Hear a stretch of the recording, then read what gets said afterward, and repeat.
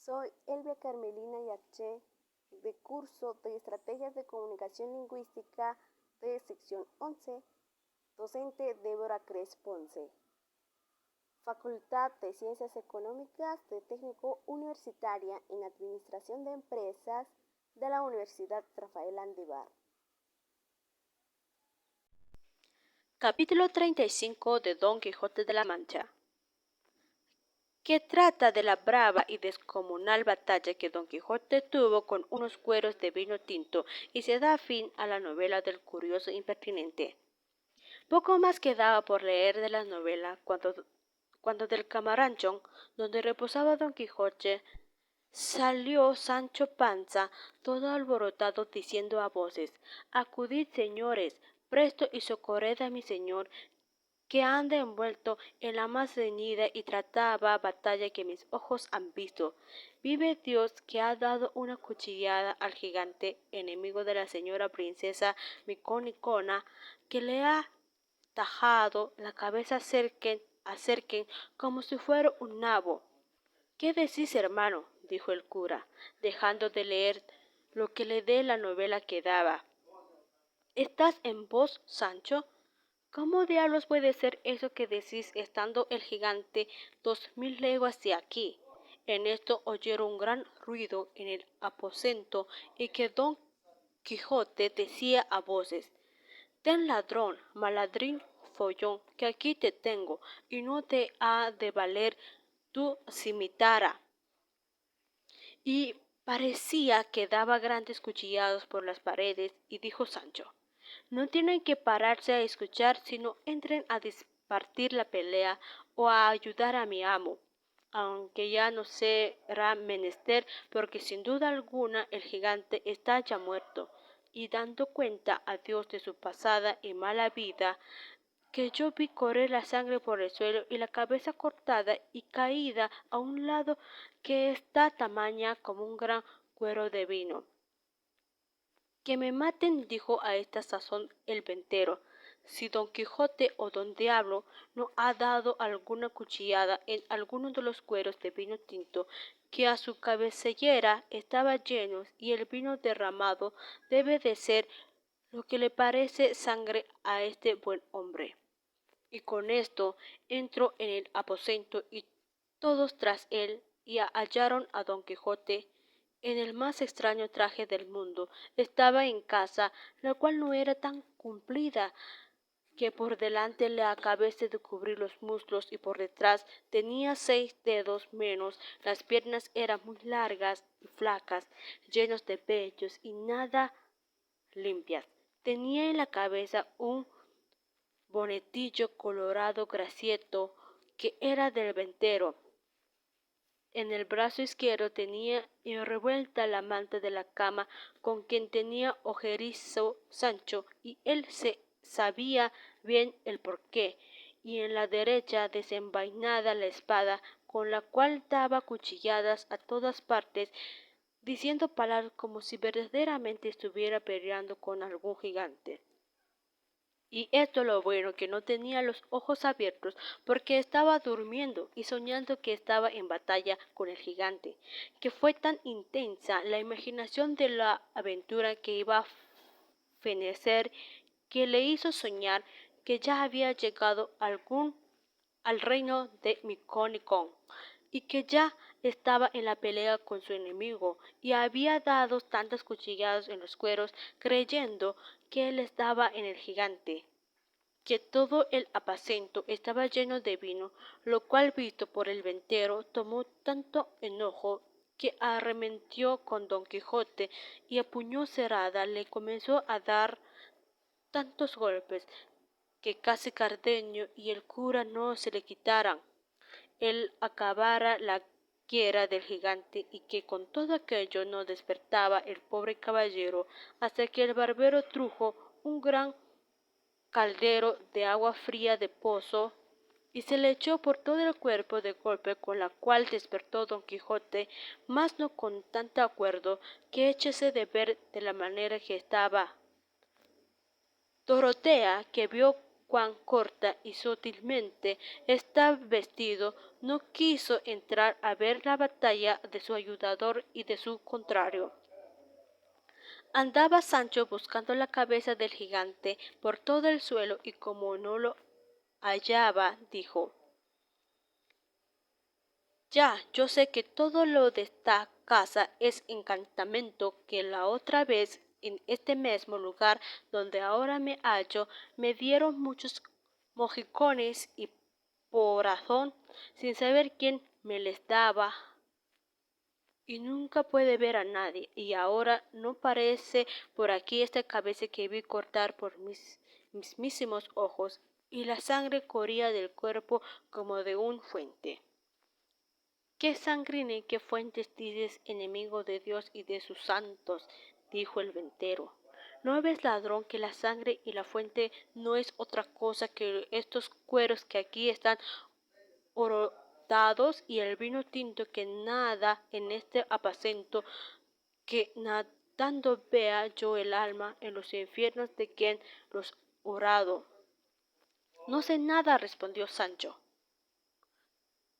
Solo sé que vendré a ser tan desdichado que por no hallar esta cabeza se me ha de hacer mi condado como la sal en el agua. Y estaba peor Sancho, y despertó que su amo durmiendo. Tal le tenías las promesas de su amo le había hecho. El ventero se desesperaba de ver la flema del escudero y el maleficio del señor, y juraba que no había de ser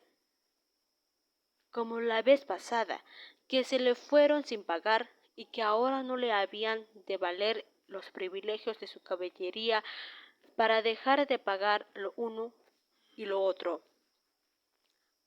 aun hasta lo pudiesen costar las botanas que se habían de echar a los rotos cueros. Tenía el cura de las manos a don Quijote, el cual, creyendo que ya había acabado la aventura y que se hallaba delante la princesa Micónicona, se hincó de rodillas delante del cura, diciendo: Bien puede de vuestra grandeza, alta y famosa señora, vivir de hoy más segura que le puede hacer mal esta mal nacida criatura, y yo también de hoy más soy quito de la palabra que os di, pues con la ayuda del alto Dios y con el favor de aquella por quien yo vivo y respiro, también la he cumplido. No lo dije yo, dijo oyonte esto Sancho, sí que no estaba yo borracho, mirad si tiene puesto yo en sal mi amo al gigante, ciertos son los toros, mi contado estaba de molde. ¿Quién no había de reír con los disparates de los dos amo y mozo? Todos reían sino el ventero, que se daba a Satanás, pero en fin tanto hicieron el barbero, Cardenio y el cura, que con poco trabajo dieron con don Quijote en la cama, el cual se quedó dormido. Con nuestra de grandísimo cansancio, dejándole dormir y saliéndose al portal de la ventana o consolar a Sancho Panza de no haber hallado la cabeza del gigante. Aunque más tuvieron que hacer en placer al ventero, que estaba desesperado por la repentina muerte de sus cueros, y la ventera decía en voz y en grito: El mal punto y en hora menguada entró en mi casa este caballero andante, y que nunca mis ojos le hubieran visto, que tan caro me cuesta. La vez pasada se fue con el costo de una noche de cena, cama, paja y cabecera para él y para su escudero, y un cojín y un jumento, diciendo que, que era caballero aventurero y que mala ventura le dé Dios a él y a cuantos aventureros hay en el mundo, y que por esto no estaba obligado a pagar nada, que así estaba escrito en los anaceles de la caballería andantesca, y ahora, por supuesto, vino este otro señor y me llevo a mi cola, y Amarela vuelo con más de 2 cuartillos de daño, toda peleada, que no puede servir para lo que le quiere mi marido, y por fin, y remate de todo, romperse mis cueros y derramarme mi vino, que derrama la vea y halló su sangre. Pues no se piense que por los huesos de mi padre y por el siglo de mi madre, si no me lo han de pagar en cuarto sobre otro, no me la llamaría yo como me llamo, ni sería hija de quien soy. Estas y otras razones tales decía la ventera con gran enojo, y ayudábala su buena criada Maritornes.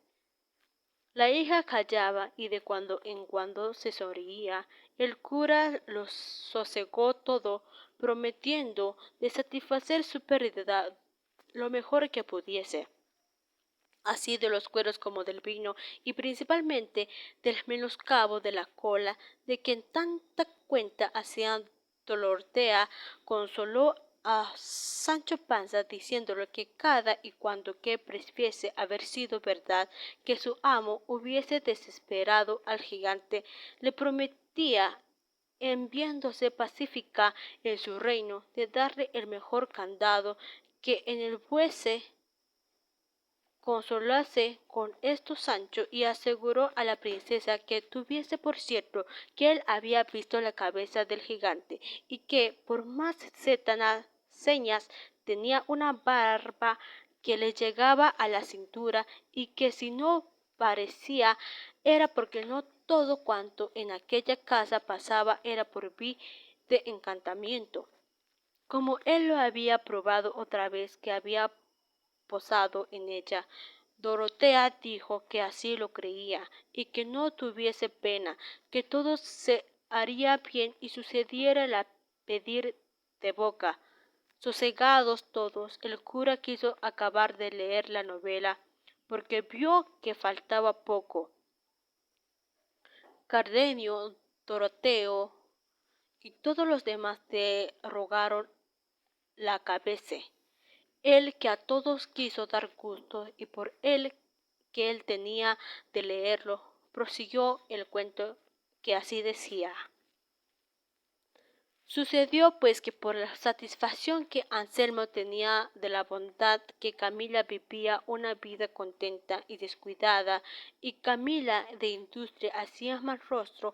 a Lotario, porque Anselmo entendiese al revés de la voluntad que le tenía, y para más confirmación de su hecho, pidió licencia a Lotario para no venir a su casa, pues claramente se mostraba la pesadumbre que con su vista Camila recibía. Mas el engañado Anselmo le dijo que en ninguna manera tal hiciese, y de esta manera por 1000 maneras era Anselmo el fabricador de su deshonra, creyendo que lo era de su gusto. En esto el que tenía Leonela de verse cualificada en sus amores llegó a tanta que sin mirar a otra cosa se iba tras él a suelta rienda, fiada en que su señora la encubriría, y aun la advertía de modo que con poco recelo pudiese ponerla en ejecución. En fin, una noche sintió Anselmo pasos en el aposento de Leonela, y queriendo entrar a ver quién lo estaba, sintió que le detenía la puerta, cosa que le puso más voluntad de abrirla, y tanta fuerza hizo que la abrió y entró dentro a tiempo que vio que un hombre saltaba por la ventana a la calle, y acudiendo con presteza a alcanzarle o conocerle, no pudo conseguir lo uno ni lo otro, porque Leonela se abrazó con él diciéndole: Sosiégate, señor mío, y no te alborotes, ni salgas al que de aquí saltó, es cosa mía y tanto que es mi esposo. No lo quiso creer Anselmo, antes ciego de enojo, sacó la daga y quiso herir a Leonela, diciéndole que le dijese la verdad, sino que la mataría ella. Con el miedo, sin saber lo que le decía, le dijo: No me mates, señor, que yo te diré cosas más importantes de las que puedes imaginar. Dilos luego, dijo Anselmo, si no, muerta eres. Por ahora, señor, seré imposible, dije Leonela. Según estoy turbada, déjame hasta mañana, que entonces sabrás de mí lo que te ha de admirar, y estás seguro que él se saltó por esta ventana es un mancebo de esta ciudad que me ha dado la mano de ser mi esposo. Sosegóse con esto Anselmo y quiso guardar el término que se le pedía, porque no le pensaba oír cosa que contra Camila fuese. Por estar de su bondad tan satisfecho y seguro, y así se salió del aposento y dejó encerrada en él a Leonela, diciéndole de allí no saldría hasta que le dijese lo que tenía que decirle. Fue luego a ver a Camila y a decirle cómo le dijo todo aquello que con su doncella le había pasado, y la palabra que le había dado de decirle grandes cosas y de importancia.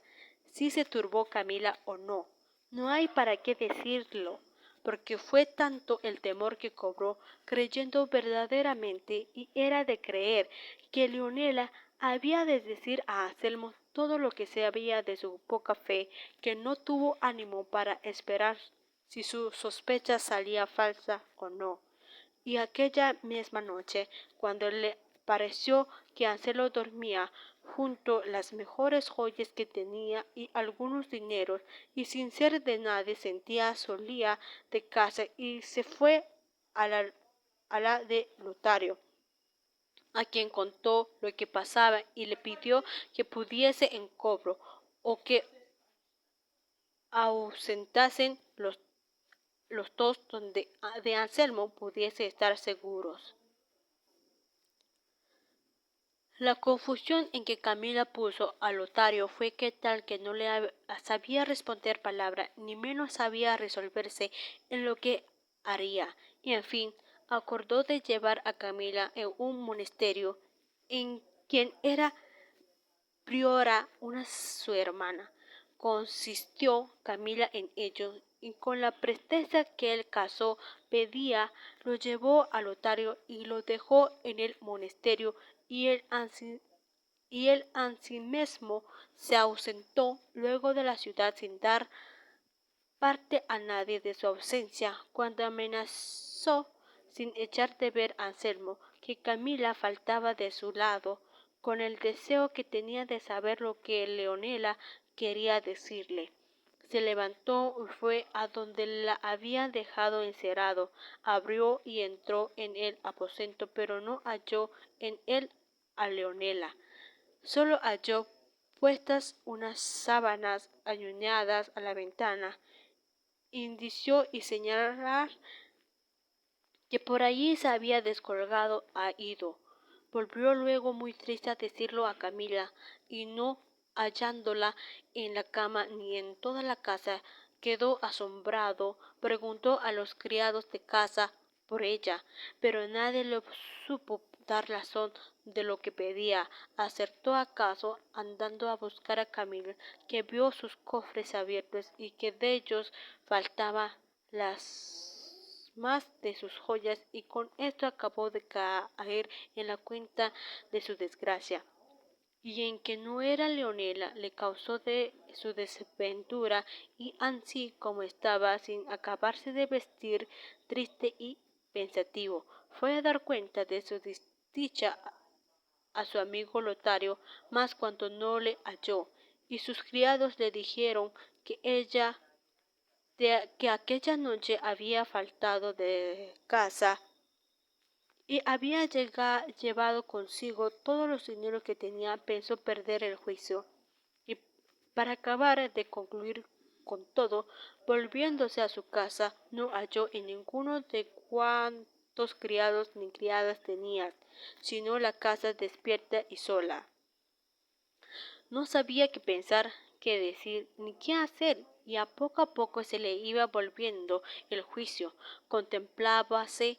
y mirábase en un instante sin mujer, sin amigo y sin criados, desamparados a su parecer del cielo que le cubría, y sobre todo sin honra, porque en la falta de Camila vio su perdición, resolviéndose en fin a cabo de una gran pieza de irse a la aldea de su amigo, donde había estado cuando dio lugar que a su maquinase toda aquella desaventura. Cerró las puertas de su casa, subió a caballo y con desmayado aliento se puso en el camino, y apenas hubo andado a la mitad cuando, acosado de sus pensamientos, le fue forzoso apearse y enredar su caballo a un árbol, a cuyo tronco se dejó caer dando tiernos y dolorosos suspiros, y allí se estuvo hasta casi que anochecía, y a aquella hora vio que venía un hombre a caballo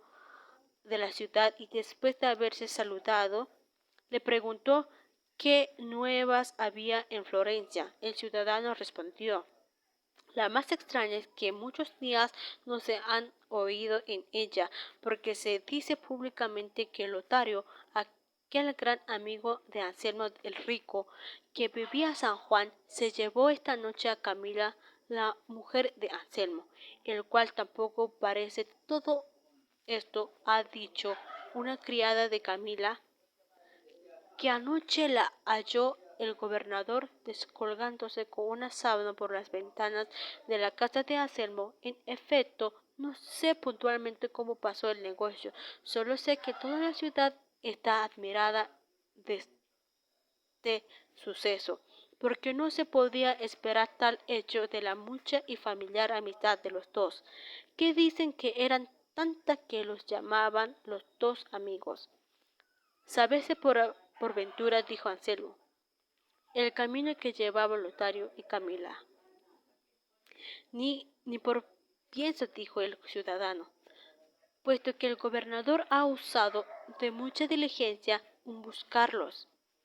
Adiós vais, señor, dijo Anselmo. Con él quedéis, respondió el ciudadano, y fuese. Con tantas desdichadas nuevas, casi llegó a términos Anselmo, no sólo de perder el juicio, sino de acabar la vida, llevándose como pudo, y llegó a su casa de su amigo, aunque no sabía su desgracia, mas como le vio llegar amarillo, consumido y seco, entendió que de algún grave mal venía fatigado. Pidió luego a Anselmo que la acostesen y que le diesen aderezco de escribir. Hízose así, y dejáronle acostado y solo, porque él así lo quiso, y aunque se le cerraran la puerta, viéndose pues solo, comenzó a cargar tanto la imaginación de su desaventura, y que claramente conoció que le faltaba, que le iba acabando la vida, y así ordenó de dejar noticias de la causa de su extraña muerte. Y comenzando a escribir, antes que acabase de poner todo lo que quería, le faltó el aliento y dejó la vida en las manos del dolor que le causó su curiosidad impertinente. Viendo el señor de casa y que era ya tarde y que Anselmo no llamaba, acordó de entrar a saber si pasaba adelante su indisposición, y hallóle tendido boca abajo, la mitad del cuerpo en la cama y la otra mitad sobre el bufete, sobre el cual estaba, con el papel escrito y abierto, y él tenía aún pluma en la mano, y llegóse el huésped a él, habiéndole llamada primero, y que trabándole por la mano, viendo que no le respondía, y hallándole frío, vio que estaba muerto. Admiróse y congojóse en gran manera, y llamó a la gente de casa para que viesen la desgracia a Anselmo sucedida. Y finalmente leyó el papel, que conoció de su misma mano estaba escrito, el cual contenía estas razones: un necio impertinente deseo me quito la vida. Si las nuevas de mi muerte llegaren a los oídos de Camila, sepa que yo la perdono, porque no estaba ella obligada a hacer milagros, ni yo tenía necesidad de querer que ella las hiciese. Y pues yo fui el fabricador de mi deshonra, no hay para qué. Hasta aquí escribo a Anselmo. Por donde se echó de ver que en aquel punto, sin poder acabar la razón que le acabó la vida, otro día dio aviso su amigo a los parientes de Anselmo de su muerte, los cuales ya sabían su desgracia, y el monasterio donde Camila estaba, casi en el término de acompañar a su esposo en aquel forzoso viaje, no por las nuevas del muerto esposo, por más por lo que lo supo del ausente amigo. Dícese que aunque se vio viuda, no quiso salir del monasterio, ni menos hacer profesión de monja, hasta que, no de allí a muchos días, le vinieron nuevas que Lotario había muerto en una batalla que en aquel tiempo dio Münster de Lautrec al gran capitán Gonzalo Fernández de Córdoba, en el reino de Nápoles,